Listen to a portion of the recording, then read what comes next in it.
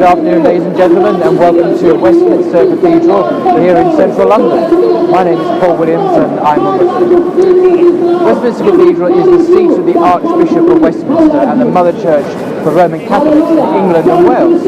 For over 100 years, countless Christians and visitors of every faith and none have crossed the threshold of this holy place, sensing the presence of God and filling it with prayer and contemplation. John Bentley was the architect, whose most famous work is Westminster Cathedral, built in a style heavily influenced by Byzantine architecture. English poet John Betjeman called it a masterpiece in striped brick and stone, in the intricate pattern of bonding, the domes being all brick in order to prove that the good craftsman has no need of steel or concrete. In 2014, Nigel Farage's UKIP party bizarrely held a protest outside of this cathedral, thinking it was a mosque. 11 points have been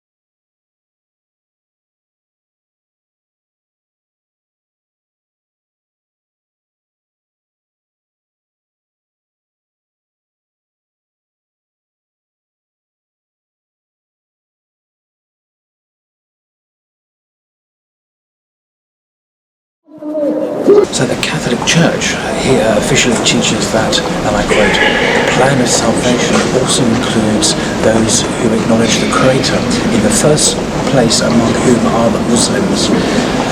These profess to hold the faith of Abraham, and together with us, the Catholics, they adore the one merciful God, mankind judge on the last day. That comes in the Second Vatican Council. The Catholic Church also has high regard for the Muslims. They worship God, who is one, living, subsistent, merciful and almighty, the creator of heaven and earth, who has spoken to men and women. They strive to submit themselves without reserve to the hidden decrees of God, just as Abraham submitted himself to God's plan, to whose faith Muslims eagerly link their own. Although not acknowledging him as God, they venerate Jesus as a prophet, and the Virgin Mother they also honour, and even at times devoutly invoke. Further, they wait for the day of judgment and the reward of God following the resurrection of the dead. For this reason, they highly esteem an upright life and worship God, especially by way of prayer, almsgiving, and fasting. End quote. Now, this is a very positive description of our faith, though we are told in the Quran to invoke God alone in our prayers. In AD 631, the Prophet Muhammad invited Christians to pray at his mosque in Medina, in today's Saudi Arabia, before engaging in dialogue with them. After 3 days' discussions about faith, the Christians did not convert to Islam, but were left in safety and peace. An early biographer, Muhammad ibn Ishaq, wrote the following: when the delegation of Christians came to the Prophet Muhammad at Medina, they entered his mosque in the afternoon to meet him. It was their prayer time, so they began to perform their prayer in the mosque. Some Muslims were about to prevent them from doing so, but Muhammad said, "Let them pray."